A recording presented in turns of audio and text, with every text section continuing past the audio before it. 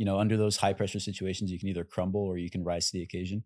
And I think throughout my young career so far, most of my transitions that have been successful have been in that way, where I've just had to either do it or don't. Yeah. Goal!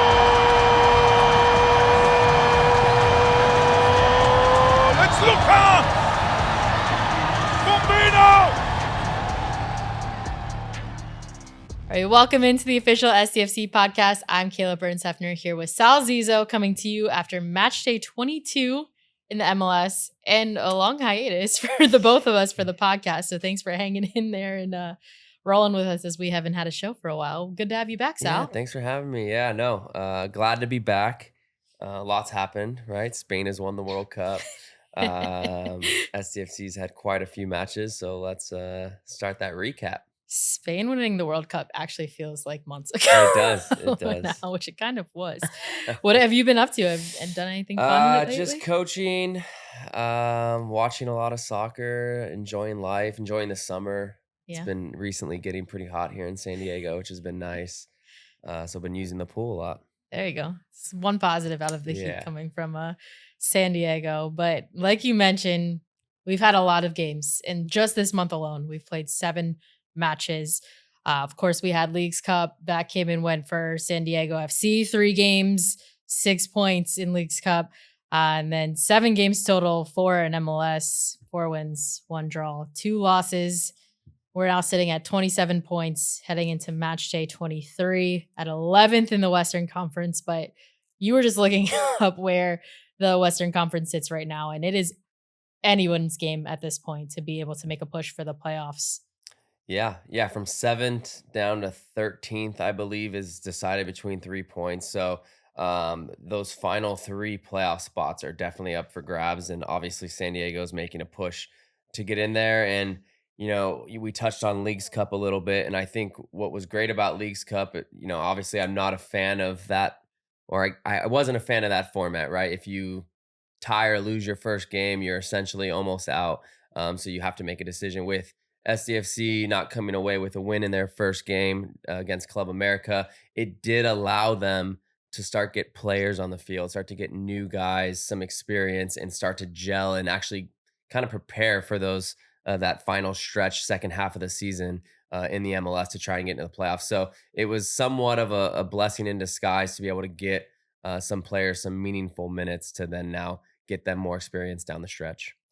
Yeah, since I have this stat here from returning from World Cup break. So this includes some of the games in July as well.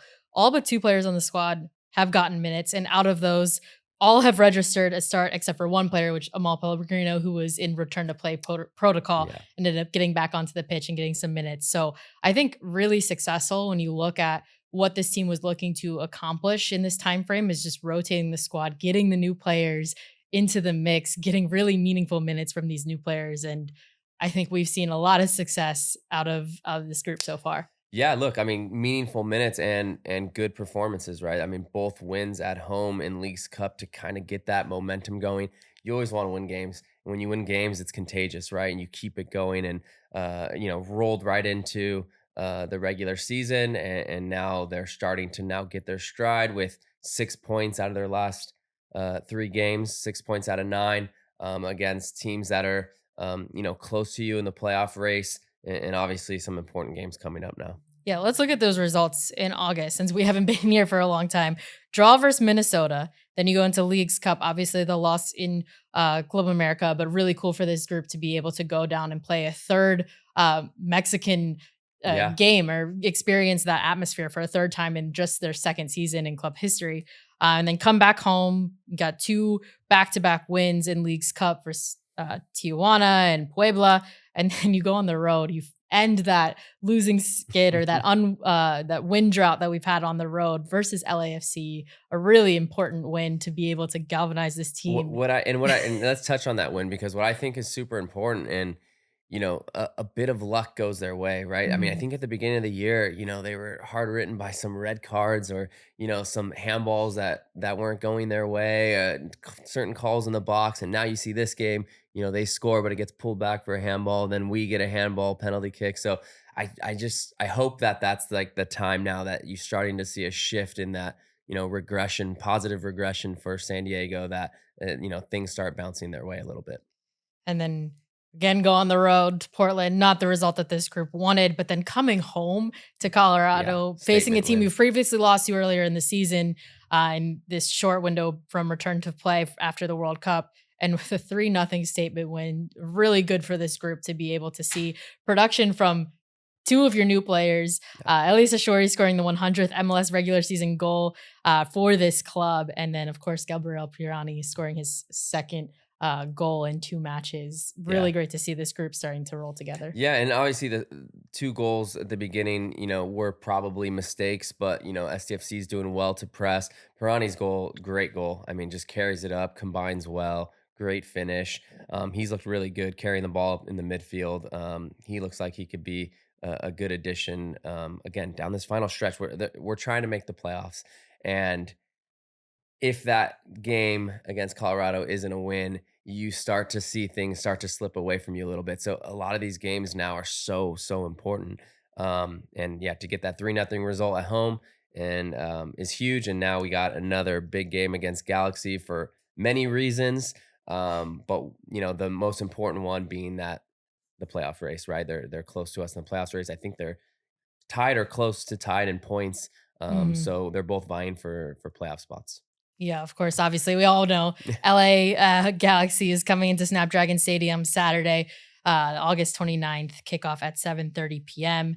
This is a team that we've remained unbeaten against. We have a 2-0 record against this team in our very short history. Obviously, everyone knows unbeaten against LAFC team or LA teams overall, including Yeah. LAFC so far. And something to note too, LA Galaxy, their goalkeeper, got a red card in this last game. So there's going to be a lot of things to keep an eye on in this matchup, but really excited to dive a little bit more into it and get the insight from our coaches here and learn more about what to look for. Yeah, no, super excited. I mean, I think, obviously with Chucky going there as well, it's going to be a really fun game to see him come back to Snapdragon and all the emotions behind that, right? But again, more importantly, right, it's another game at home in front of your fans against a playoff opponent. So it's really important to really put a statement. And again, against a rival, we could go on about all the different things, right? But at the end of the day, it's very important that they get a result, being that they're very close in points, and it's starting to get down to the nitty gritty. And I mentioned this before. We scored our 100th MLS regular season goal. Now we have 128 across all competitions. But I looked at the stats. There's 27 goals in league play in Snapdragon Stadium just this year alone. So looking forward to seeing if we can get a few more of those on Saturday and Yeah, hoping for a good result. exciting, must watch. Even if you're not a right like an MLS fan, if you're just a soccer fan in general, and you want to see emotions and drama in a rivalry game, you got to tune in. All right, we have a new monthly series presented by Serenity Cyber. It is our Defender of the Month. And this month we have our first ever edition of it, and it is Luca Bombino versus LAFC. This play where he prevents a goal coming in from Son Heung-min. Let's just watch it. He gets dusted in for Son Heung-min. Oh, he mishit it. Luca Bombino got a piece of it behind it. The kid from Santa Clarita with the big moment of the game. I mean, what a play! All right, Sonny is an absolute shock that Bambino comes out of nowhere. He actually doesn't check his shoulder, and Bambino comes over his left shoulder and makes a play. But what's really impressive is how he doesn't turn this into an own goal, right? He's on a full sprint and is able to just touch it enough for a corner kick and not a, and it keeps the game at 0-0 and allows San Diego FC to come back and win this game 1-0. A really important play from a kid against his own home squad that, raised him. He grew up in their academy and their second team. Great moment for this group and a great ultimately result for this team. As the official specialty insurance partner of San Diego FC, Palomar offers standalone earthquake insurance that protects property and peace of mind. It's crucial to be prepared. Visit plmr.com or contact your insurance agent for a quote. Palomar, reimagining specialty insurance with innovative, creative solutions. This week on Celeb News, Hollywood's newest posse. It's DirecTV's Genre Packs. Curated collections of your favorite channels and streaming apps together. Check out The Bad Boy, My Sports, The Heartthrob, Mi Español, and The Hot One, My Entertainment, with Disney Plus, Hulu, and HBO Max included. Starting at just $34.99 a month. It's DirecTV like you've never seen it. New residential customers. Auto renews monthly. Cancel anytime. Apps vary by pack. Prices may vary through third parties. Credit card and restrictions apply. 18 plus. See details at directtv.com/genre packs. This player interview is brought to you by Adriana's Insurance. Save more, enjoy life. All right. We are joined by defender Luca Bombino. Luca, welcome back to the show. Thank you for having me again. Good to be back. So what's new with you? What have you been up to recently? Nothing much. Just getting in the flow with the team. Feeling good, back healthy. Legs are feeling good. So yeah, team's clicking again. It feels really good. Life-wise, I know we haven't really this is our first show back in a while. We kind of took a little break we had so many games back to back, as you're well aware. And then of course the World Cup. But just walk us through a little bit about like what life has been like for you too, and just you're settling into San Diego and, moving off campus for the first time and that kind of stuff, and just what's been going on with you. Yeah, I can't say enough about San Diego as a city. I think it's just like so nice, the experience living here.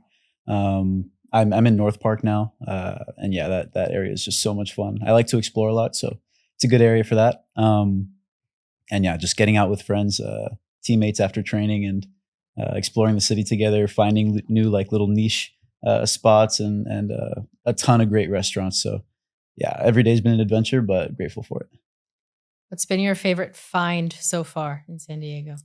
It can be food, put me on the spot, activity, whatever. My favorite restaurant is Siamo Napoli, and it's like right by my apartment building. So like I'm there. Is that why you moved there? It was one of the reasons. A lot of good food in that area. But yeah, that place is so good, and the owner's really nice with me, and we're all really friendly. So nice. That's awesome. I've never been there. I was gonna ask you. I highly recommend it. Yeah. They make like Napoli style pizzas and everything. Okay. They do. Yeah, they do. All right, I'm gonna check it out for sure. Up my alley. I'm sitting in between two Italians, two Sicilians. Actually. There we go. Yeah, rookie over here. What's going on? Amateur. Is there's a difference? Yeah. Right? Oh yeah, absolutely. Yeah. I mean, if you ask an Italian, they'll say they're Italian. If you ask a Sicilian, they'll say they're Sicilian. So yeah, I should know. There's a distinction between the two. Yeah. It's but not many people know about it unless you're in it. Yeah, that's true. Yeah, and then I don't know if so my parents were born there and then moved here when they were 6, 7 years old, as the kids like to say, 6, 7 years old, something like that. Sal. And gotta cut that one. Cut it there. So they speak like a dialect. It's like a Sicilian dialect. So like if my dad was walking down the street and someone started speaking to him Italian, he wouldn't really understand, nor would they understand him if he was speaking in his Sicilian dialect. So it's different for sure. Yeah, I do the same because like I'm learning now. I didn't grow up with it in the household, which come on, mom. But like, dude, I feel like this. I'm talking to myself at 20. I used to say the same thing. It's like, how do you not teach me the language? Like, oh, you didn't either? No, they didn't. It must have been something in the air. I think back then they used to be like, oh, I don't want them to get confused with English and Sicilian. It's like, it would have just helped so much more if you would have taught me. But yeah. So you're learning it now? I am now. Duolingo or what are you doing? Duolingo and just like trying to keep it the proper Italian though, right? Yeah, but it's difficult. I'm playing catch up now. Yeah. Does your family speak it at all too? They do. Yeah, so my mom was raised there as well. My dad was born here, but yeah, so they're like fluent. Yeah, they're great. Yeah. What happened to me? Yeah, nowadays too, they teach like the younger kids like the proper Italian, obviously. But when my dad grew up there in the early 60s, obviously they were much more secluded into their dialect. Yeah. How far in your journey would you say? What proficiency? Not proficient, anti-proficient, if you could call it that. Yeah, I've got like some of the just like the phrases, and like I understand a lot more than I can speak. Probably the same for Spanish. I probably know more Spanish than Italian, which doesn't make my parents happy. But yeah, growing up in SoCal, it's pretty understandable. Though. Yeah, that makes sense. Well, speaking of SoCal, we have to talk about the LAFC match. What kind of emotions? I mean, we talked about this in the last time we had you on the podcast. We talked about how you grew up in the LAFC Academy, LAFC 2, etc. When you're playing in a game like that, and this is obviously not your first game, you had a great game the last time we played in BMO, but what kind of emotions does a game like that bring up for you? A lot, and it's pretty mixed. It's like, I grew up wanting to play on that field so bad, but like, with life, there's so many different turns that you could never expect, and I end up playing on that field, but in different colors, and I'm preparing myself for the game, and I'm locked in, and then I get like flashbacks of, oh wait, like I remember this used to be like I used to be that kid in section 228 watching everybody, but yeah, like I catch myself remembering those times, and I look around their bench and I see some of my old teammates, and it's good to reminisce on those good times. But I think what is most important to me is making that trip into that environment with my teammates, and like the support that we have from our fans was incredible. Like I could hear them the whole game. Normally I'm able to like tune out most of the ambient noise in the stadium, but they were just so like persistent, and yeah, I can't say enough good things about our fans. I really appreciated their support. We could hear it on the broadcast. Well, we usually always can hear Mhm. on the broadcast as well, but specifically this time you could hear it. I wasn't up there, but could hear it very loud on the feed, just the support from that section. But I have one play for you, and I want you to kind of walk us through. I think you might know Okay. which play I have. Yeah. Can you walk us through what you're going through in this moment, and I'll let you Here we play go. it out. All right. Yeah. Okay. So to start this play back, I actually am not sprinting. And I talked about this a little bit with Frankie, our assistant coach. I could have been sprinting. I didn't really assess the danger until it became, it went from like a 2v3 to a 2v2, and then all of a sudden a 2v1. And I was like, oh, this is not happening today. I saw that the cutback was on, and yeah, I would have sooner died before that ball went in. So I was doing everything I could. At least you recognized it early enough, right? There's lots of outside backs that, I've played that position as well. And you kind of get caught ball watching a little bit, and then you're a second behind. Yeah. But you kind of made that run in just the nick of time. Mhm. And it might have helped because, Sonny obviously maybe would have been in a different spot had Yeah. you got there earlier, or maybe you would have overran it Mhm. or whatever. But also impressive to not give up an own goal because Thank of you. the angle you came at. You were Yeah. running full speed towards a goal, Mhm. and then to be able to kind of shift it to push it wide. Super impressed. Thank you. I appreciate that. yeah. Yeah. I'm watching the goal cam angle. For people who are listening to this only and don't know, this is the play where, Luca goes 1v1 versus Son and prevents a goal from going in. But this, what you just brought up with the moment of making sure that the ball doesn't go in, what's going through your brain in that moment where you're like, just get it out of the net? Yeah, Any no, little instincts touch just on come it, in. right? Yeah, Yeah. just get enough of a touch to put him off. Yeah. And yeah, don't put it in the goal. Would be great after that. Yeah. Yeah. But his reaction after is priceless though. Like Yeah. that's something that you can look at and be like, yeah. Yeah. He's like so frustrated. Like, where did this kid come from? That's cool. Yeah. How did you feel after that game? So good. So good. Like we talked about, there's a lot of emotions that go into that game. And, like you can go into it with like just feeling like you have something to prove, but like going into it with my teammates and knowing that like that's a big like pivotal part in the season for us, and knowing how it launches us into like this final stretches was really important. And then going into the corner and like doing the thunderclap with our fans was huge too. It felt great. Looking into LA Galaxy this weekend. I know we've talked about it before, but when we played them for the first time, you were in the stands, you just starting your journey with San Mhm. Diego FC, just watching your new club, take them on for the first time. What could you sum up from your time from that moment until now going into playing them where you've, brought your career to now at this point? Yeah, I touched on it back then also, but like I had just been traded to San Diego like the day before that game. And so I went and I watched the game in the stands, and I had already felt like part of this family, which is crazy because, I'd been under the team name for less than 24 hours, but I already felt so consumed with the passion of the staff and the fans. and the energy that the players brought on the field. So since then, being incorporated into it and adding to it in any way I can has been just a blessing. And yeah, it's been a long time coming, but I'm ready to go and give another good performance.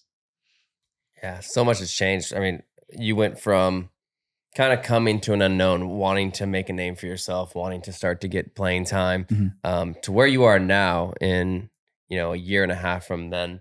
And you're an established starter. You've played some of the most minutes for SDFC. Like, reflecting back, is obviously this was your type of goal to get to this point, but did it come quicker? Did it come super fast? Do you still feel like you're kind of riding a wave a little bit? It's hard not to feel like I'm riding a wave Yeah. because I'm doing what I love every day, and I'm doing it surrounded by people that are like-minded. So I was definitely thrown into it right away. Yeah. I started playing pretty quickly after I got here. Definitely was not expecting that. When the move happened, I was expecting, throughout the season, maybe just get a couple minutes Yeah. and get used to like a first team environment consistently. But yeah, being thrown into it, I think was incredible for my development because I had to learn like by trial of fire, like right away. And under those high pressure situations, you can either crumble or you can rise to the occasion. And I think throughout my young career so far, most of my transitions that have been successful have been in that way, where I've just had to either do it or don't. Yeah. So yeah, I'm grateful with how it's gone, and I'm really happy with how my development has been going and the support of everybody around me. Do you have a way to like pinpoint like what it is about yourself and the way that you're able to adapt to these different situations? I don't think so. I would probably just like attribute it to a culmination of like my upbringing. My parents did a great job in like instilling so many great values with me. And then like all of my youth coaches as well. I couldn't put it in any one spot, but I've had an incredible support staff. So I would just say everybody. Talk to your parents recently. Oh, great. You knew this was coming. Yeah. We're working on a piece. I'm really excited for everyone to see it. Obviously, Yeah, I'm we really excited interviewed too. interviewed your parents as well. They were kind enough to let video producer and I drive around with them on a match day. Your mom is very proud of your interview skills, but they brought up a couple of things that I wanted to ask you about.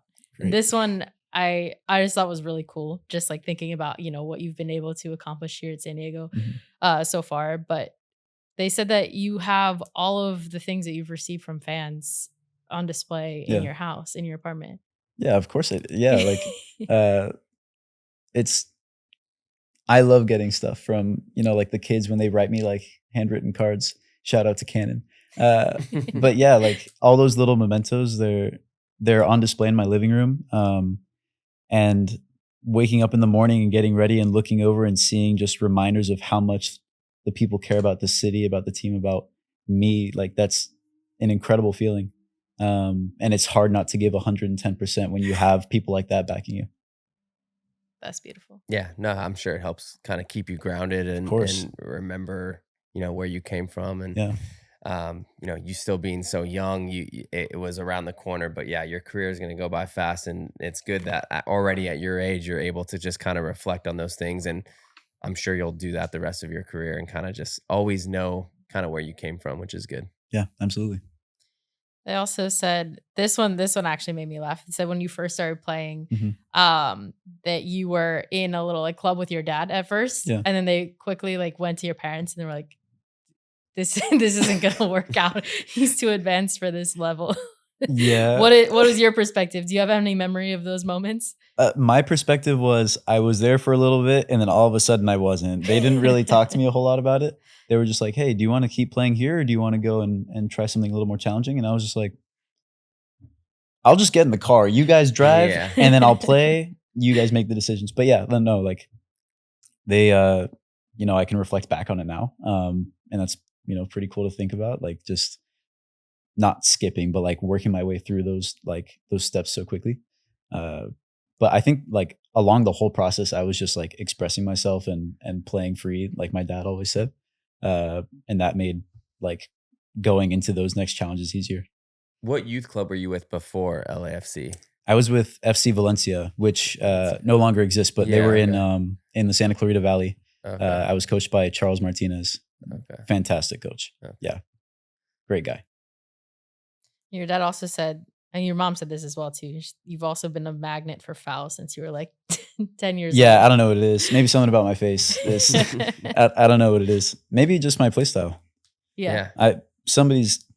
Hopefully somebody figures it out for me and I'll just, I used to always Stop get taking dead legs blows. when I was in like youth Yeah? soccer. Yeah. I would dribble and like guys would just be coming in late and I would just get like knees to the thighs. Mhm. You were too Out good. for like 2 days. I don't Yeah. know why. Too good, Yeah. Sal. Yeah. Too fast. What is your favorite thing about your play style? Like, how would you describe it and what do you love about it? What do I love about my play style? I like to say I'm dynamic, and I mean that in a couple ways. I can change speed pretty quickly, and that's probably why I draw so many of those fouls. Just because like I make a quick change of pace, and then either I get by the defender or the defender just hits me and I go down. Yeah. Which is a blessing and a curse because I'm either winning a foul, and the team gets to step up a little bit, but I'm getting hurt like pretty consistently. But it's for the love of the game. I have no problem doing it. But also like being able to adapt to what the team needs of me from game to game or even from play to play. If I have to play a little more conservative and play like closer to the left side of a back three, or be more advanced and play like a wing back at times. And then even we saw it like earlier in the season, if I have to step into the midfield, love it. Mikey, let's get that one going again. But yeah, no, like I love football and just like getting on the ball is a joy to me. So wherever I'm able to do that, I'm happy. Yeah. What is your ultimate dream? What's your goal as a footballer? I want to keep trying to find my ceiling and push it as far as I can. And doing it with a smile on my face. I don't think there will be a day where I walk onto a field and I'm not happy to be there. And if there is, then I'll just stop. There might be some days, but you'll go back to loving it the next day. For cardio wise, like obviously I feel like you run a lot in games. I don't know. Do you guys get like papers after to look at your chart of how much you run and stuff like that? Yeah, we Are do. you usually towards the top of that? Yeah, somewhat. Okay. I mean, our midfielders actually cover a ton of Yeah, I ground. can imagine. But yeah, the high speed distance is pretty consistently up Yeah. there. Yeah. Who on the team, like in a preseason, you guys are running fitness tests. Who's like always towards the top on the team? Who can run? Kieran. Oh, really? Oh my, this guy has an engine. Really? 2 preseasons always in a those row. few He guys. has just. This guy can run for days. The test where they make you run. Yes, the whole you saw time. that, right? Yeah. it was- First day of preseason, they say, run as doesn't hard get as you tired. can For as long for as you 5 can. minutes. We just put our boots on. Everybody's, That hey, how you sounds doing? How was your terrible. summer? Start running. That's giving me anxiety just thinking about that. Just And like everybody- preseason is and all- everybody's having competing. flashbacks. And everybody's competing. If our Exactly. strength department is watching this, don't ever do that again. Yeah. I know it's like a standard and we have to Yeah. keep pushing. It's so Do it hard. privately, one at a time. Yeah, one at a time would be great. One at a time would be great. When Yeah. you've got guys blowing by you, it's just, yeah. it's morally, it brings you down. Kieran.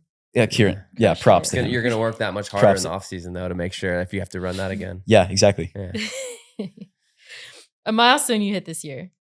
I want to go back to it. You hit this in April. It was our 100th goal across all competitions. I haven't gotten to talk to you in this format about it yet.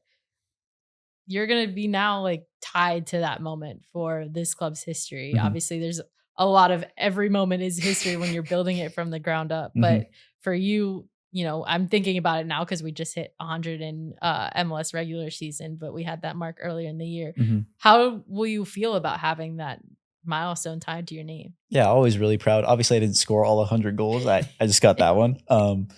But yeah, really, like, I know I'm going to look back at it when I'm like 50 and be just like so proud because I know this club is just going to get better and better and better, and the standard will continue to stay as high as it is. So knowing I played like a good part of how it started is really special to me. Yeah. No, I mean, like Kayla mentioned, I mean, or it's a brand new club. So it's going to be cool to see not only the club get better, but obviously the league itself is growing like crazy. And so, being that, I got to play for the Portland Timbers during their expansion year and the history there, and to know what it's grown to now and what it's going to be in the future is something that, again, I look back on and I'm proud of.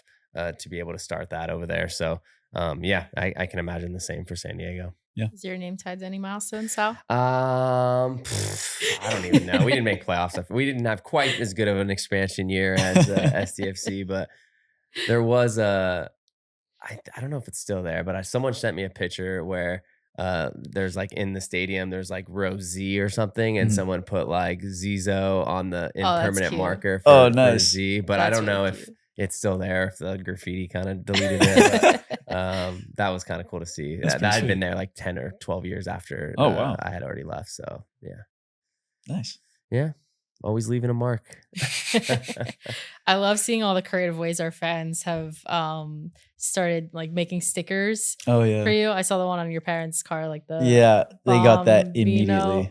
Yeah. and It's all of the creative chants that they've been making for you. I Mhm. love to see it. I mean, what an Italian name though. Luca Bombino. Like Yeah. it sounds like a mobster from like Brooklyn. Probably is. Hey, if you look it whoa, up. hey, let's keep that on the low. Lucky And on that Luciano. note, we're gonna close out the show. No, but that's all I have for you, Luca. Okay. Yeah.